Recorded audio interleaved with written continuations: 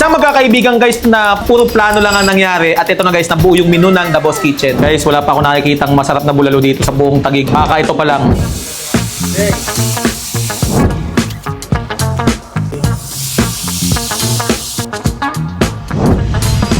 Sizzling kare-kare with bagnet nila. Cheesy scallops.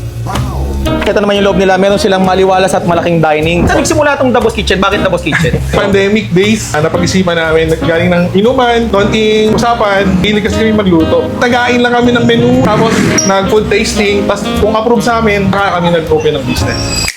Guys, magandang tanghali sa inyong lahat. Time check tayo ngayon. 12 pa lang ng tanghali. Wala pa kaming kain, wala pang almusal, wala pang kahit ano. Kasi guys, pinaghahandaan talaga namin tong tiyan namin sa pupuntahan naming kainan. Lagi ako tinatag ng mga tropa na i-vlog ko daw yun kasi masarap daw yung mga pagkain doon. Ang tema ng kusin nila, more on sizzling. Ayan, meron daw sila mga sizzling tibon, may mga sizzling na pork chop, may maraming sizzling na iba't ibang klase. Malapit lang to guys sa barangay ng New Lower Bicutan at malapit lang to sa may Coast Guard.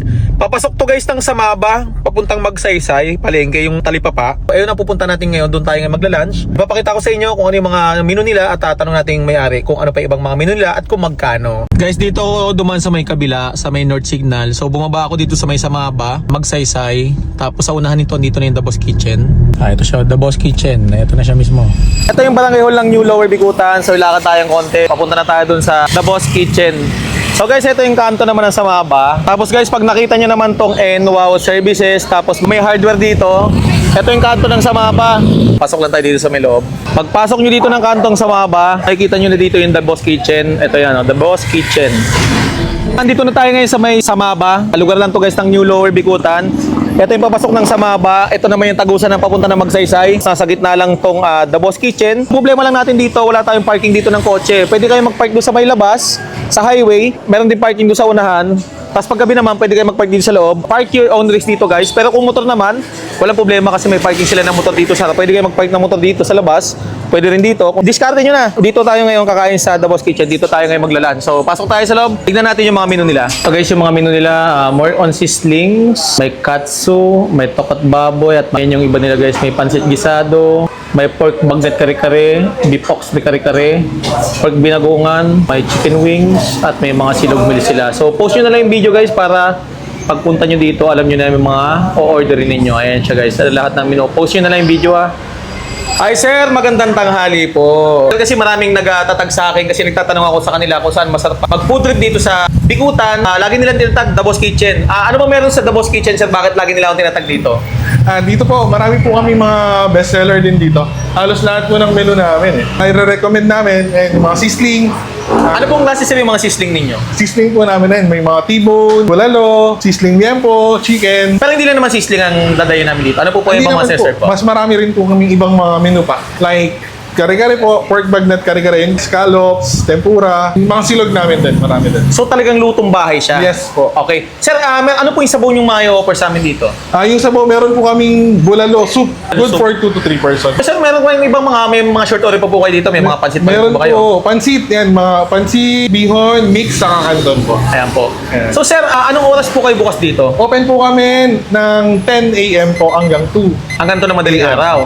Saan doon matatagpuan, sir? 82, Paggalinawan Street, Purok 2, New Lower Bicutan. New Lower Bicutan. Wasteable naman po ba yung Wasteable po ang The Boss The Boss Kitchen? Saan Opo. nagsimula itong The Boss Kitchen? Bakit The Boss Kitchen? Tatlo kaming may-ari. Pandemic days, napag-isipan namin, galing ng inuman, konting usapan, nabuo namin yung idea, mahilig kasi kami magluto. Tapos nagain lang kami ng menu, ng idea, tapos nag-food tasting, tapos kung approve sa amin, saka kami nag-open ng business. Okay, sir. Tapos sir, gano'n nakatagal tong pwesto niyo na to? Ito, bago lang po kasi itong 1 year pa lang po kami dito sa pwesto. Sa pwesto. Pero dati Pero po? doon kami sa kabila. Sige sir, ano po yung masaserve nyo sa amin dyan? Pwede pong serve nyo sa amin yung pinakamasarap na menu nyo kasi Yes, wala pa kaming po. kain, wala pang almusal. Guys, tikman natin yung mga menu nila sir dito, The Boss Kitchen. So, tara po dito tayo. Ang mga sinabi sa atin na pagkain, itong ating pura nila, lahat to guys, sariling gawa nila. Meron din silang sizzling bagnet na kare-kare.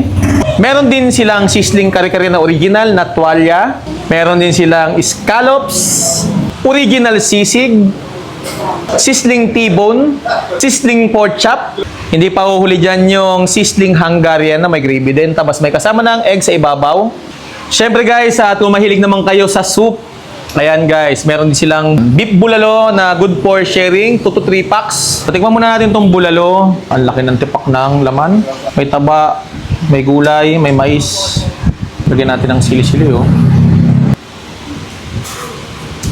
Pare, legit na bulalo. Masarap ng sabaw. Lasang-lasa yung kabaka niya. Yung laman naman, tikman natin.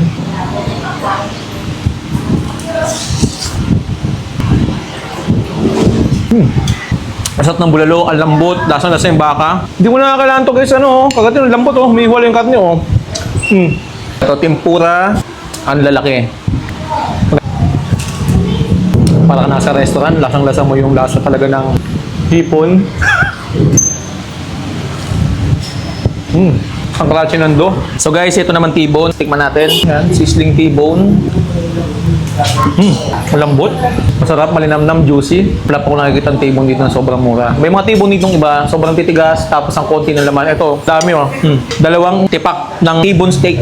Cheesy scallops. Papa.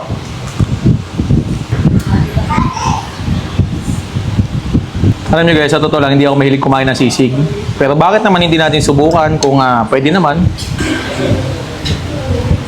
Alam nyo itong karne nila, naluto na siya sa butter, pero still, yung karne niya, crispy pa rin. Masarap yun Guys sa mga gustong matikman tong masarap na pagkain na hinain sa atin ng The Boss Kitchen, dumayo lang kayo dito sa may barangay ng New Lower Bicutan. Located lang to sa may 82B, Pinagkalinawan Street, Purok 2, New Lower Bicutan, Taguig City, na open ng 10 AM hanggang 2 AM. Wasteable din tong The Boss Kitchen na to guys, madali lang siyang hanapin. Kaya kung ako sa inyo, kung gusto nyo makakatikim ng masarap na lutong bahay na napakamura at legit, The Boss Kitchen. Kita-kits tayo sa next vlog, kumain na lang kayo dito.